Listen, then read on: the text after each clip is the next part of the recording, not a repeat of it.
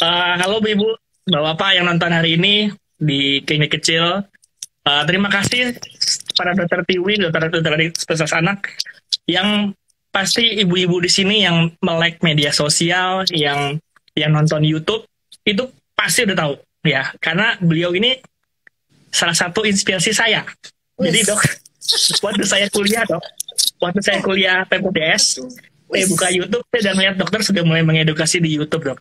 Saya mikir Wah, nanti saya ketika lulus bisa nggak saya seperti ini. bisa. Sekarang 3 tahun 4 tahun setelahnya saya nggak nyangka saya bisa live sama sama dokter Tio langsung. Hebat Terima kasih banget. banyak dokter Saya yang waktu yang terima diberikan. kasih. Saya yang terima Ya, kasih. dok. Saya paling paling seneng nih ngobrol sama dokter-dokter anak berondong. Iya, dok. Ini mungkin ya agak telat-telat bikin dibandingkan minggu lalu kan kita breastfeeding world ya, World Breastfeeding Week.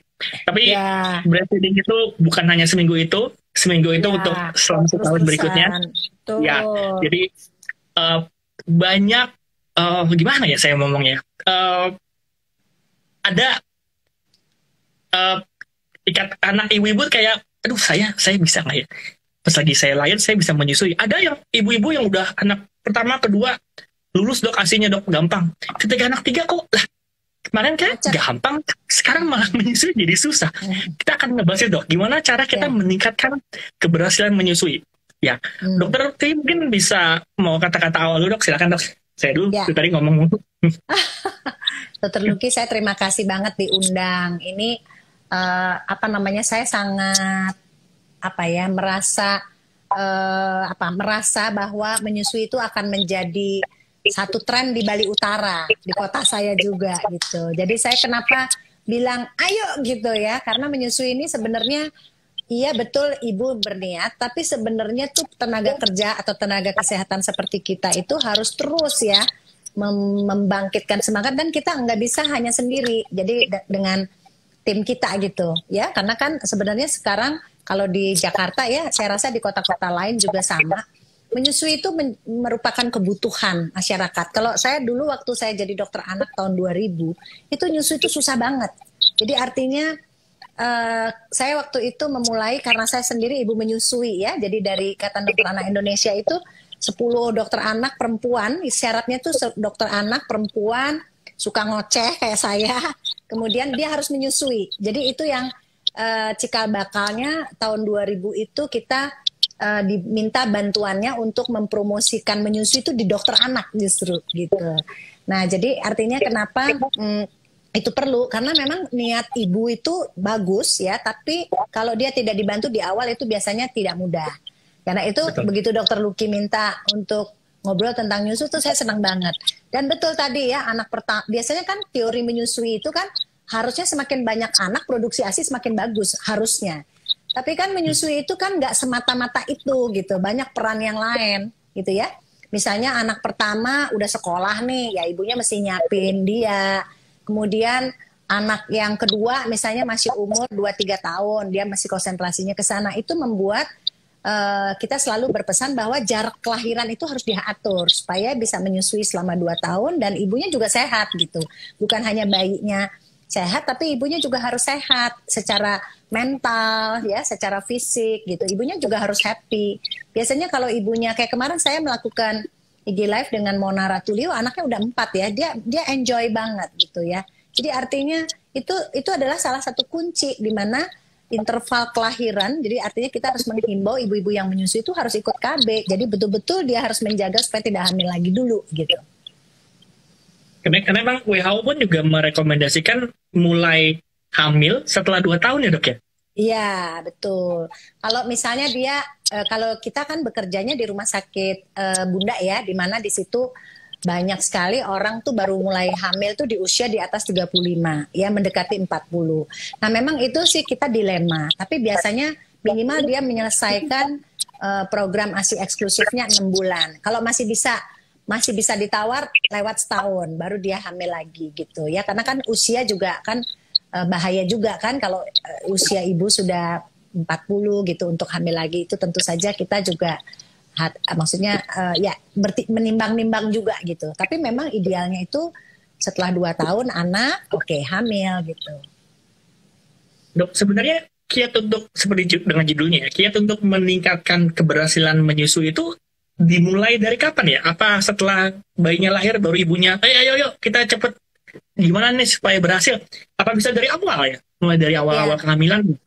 jadi sebenarnya kan banyak modal ya yang harus dipenuhi oleh seorang ibu ya. Dan bekalnya menyusui itu kan sebetulnya waktu hamil ya. Kemarin kita banyak diskusi dengan bagian nutrisi bahwa kualitas ASI itu sangat ditentukan oleh nutrisi ibu. Jadi kita harus sedini mungkin menyiapkan ibu, terutama kesehatannya dia gitu ya. Jangan sampai ibunya kegemukan. Kalau dia kegemukan atau berat badannya terlalu banyak naik, itu juga akan membuat produksi ASI turun. Kemudian jangan sampai ibunya karena itu biasanya jadi diabetes, itu jangan. Jadi banyak yang dikontrol. Itu bahkan dari awal trimester pertama ya, jadi itu harus disiapkan. Kalau dokter-dokter objin malah meminta 3 bulan sebelum dia hamil, dia harus datang dulu ke dokter objin untuk diberesin gitu ya, diberesin kesehatannya. Nah kalau kita untuk keperluan keberhasilan menyusui, biasanya sih setelah kita melakukan diskusi banyak dengan dokter objin, mereka udah beresin, biasanya 32 minggu kita himbau dokter objin untuk mengirim ke kita, atau secara agresif si ibu itu udah nyari-nyari. Biasanya sekarang kan menyusui itu kan udah menjadi tren lifestyle gitu ya, jadi artinya banyak sekali orang melihat bahwa menyusui ini kalau nggak ikut nyusu kayaknya kurang modern gitu kalau sekarang.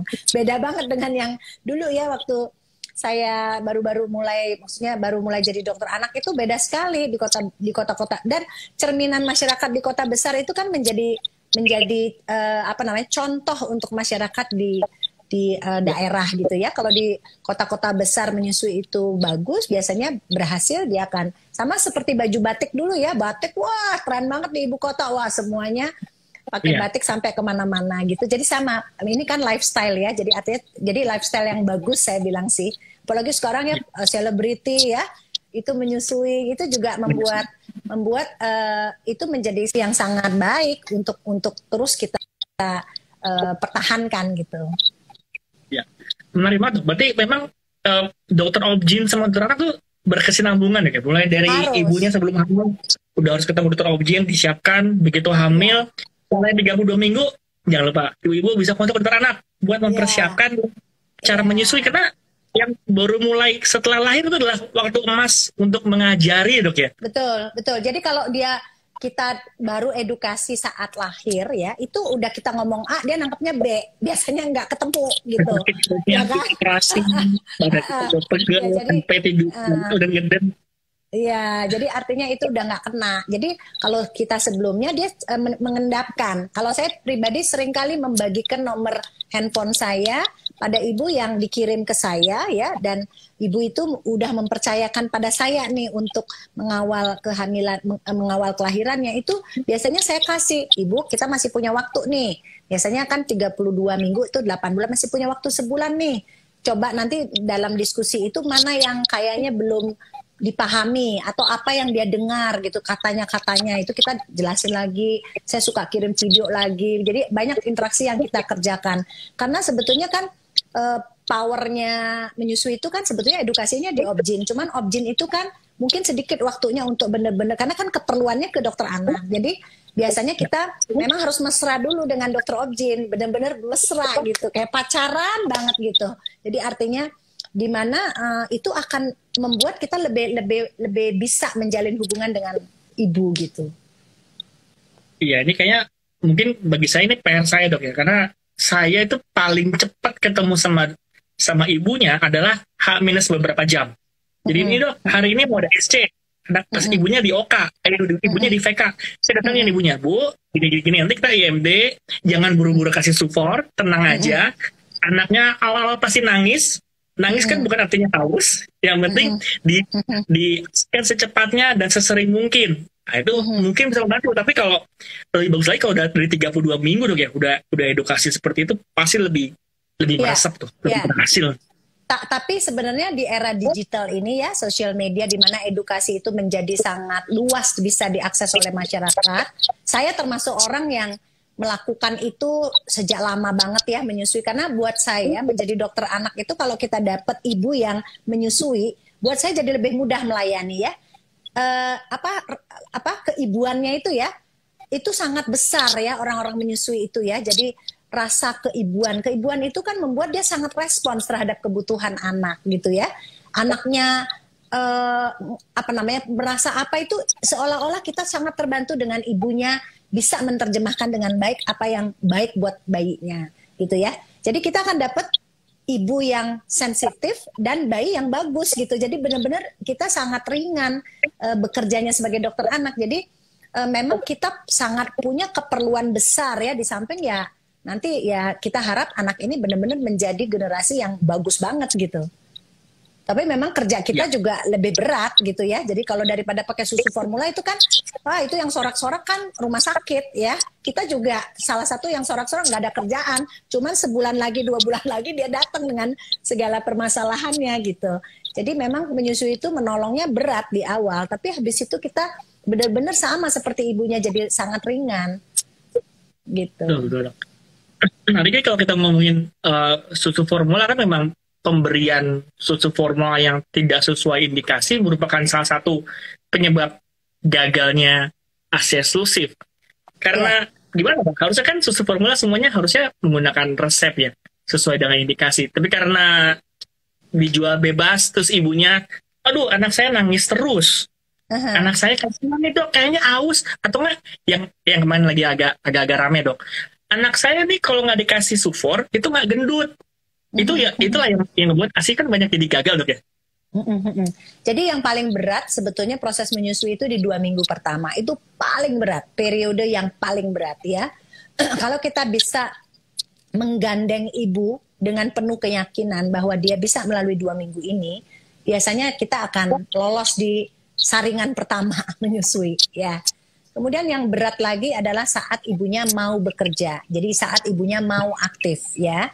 Di mana mereka sudah mulai mencampur antara pemberian ASI perah dengan botol dengan menyusui. Nah, itu juga bisa bikin masalah. Karena bayi-bayi yang dicampur botol itu biasanya pada ibu-ibu yang punya bakat untuk dia menjadi mastitis itu gampang banget terjadi bendungan, segala ya, lecet, itu biasanya. Kemudian tantangannya dari segi bayi adalah si ASI perah ini nggak gampang-gampang banget dikasih ke bayi, karena itu dia perlu persiapan. Jadi artinya kita setelah kita bisa melalui 2 minggu, biasanya saya setelah 6 minggu saya mulai menyiapkan supaya nanti ibunya, kalau ibu-ibu sekarang kan jarang yang di rumah full seperti zaman dulu, mungkin ibu kita atau kalau Dokter Luki mungkin neneknya gitu, ibunya mungkin sudah mulai aktif gitu ya. Jadi artinya kita juga ikut zaman gitu ya, karena kan nggak mungkin kita meniru ibu-ibu zaman dulu di mana mereka di rumah gitu. Oke, karena zaman sekarang ibu itu harus aktif ya kita mengikuti gitu ya, dan itu bisa gitu ya, banyak sekali ibu-ibu yang hampir boleh dibilang sedikit sekali ibu yang di rumah sekarang. Jadi kita menyiapkan bagaimana cara pemberian ASI perah, kapan ASI perah itu memang tidak bisa pakai botol. Pada ibu-ibu tertentu atau bayi-bayi tertentu memang bisa yang nggak bisa. Tapi ada juga yang bisa. Cuman yang bisa itu dalam 1-2 bulan biasanya akan dia mau nyusu kalau payudaranya penuh gitu. Jadi artinya pemberian ASI perahnya harus dihitungkan berapa dia harus kasih. Jadi itu yang kemudian nanti tantangan berikutnya adalah saat MPASI, mulai MPASI. Jadi banyak sekali tahap-tahap yang kita harus, sebentar lagi nih ada gelombang nih, jadi kita harus lalui gitu. Jadi dan itu berpartner pada ibu yang memang mengerti tentang perkembangan, mau susah itu worth it. Nanti dia akan dapat anak yang bagus gitu. Ya benar, karena ya mau dibilang gimana juga ASI mengikuti kebutuhan bayinya. Bayi prematur atau tidak ada indikasi banget sangat sekali, tetap ASI jawabannya. Ya, tapi kan monitoring itu kan tetap penting dok ya. Jadi kalau kita mau ASI tapi kalau ternyata tidak bisa dikejar, tentu akan ada indikasi untuk memberikan suplementasi. Ya, suplementasi atau susu formula bukan tidak ada tempatnya. Pada beberapa kasus dia ada tempatnya. Seperti hari ini saya dapat bayi usia 25 hari yang berat lahir dan berat badannya sekarang itu dikit banget naiknya gitu ya. Biasanya memang kita tidak langsung formula, kita benerin dulu manajemen laktasinya. Jadi artinya karena itu khas banget bayi-bayi kecil ya di bawah 2,5 kilo itu tantangan karena pasti nariknya juga nggak akan mudah. Kadang-kadang kita harus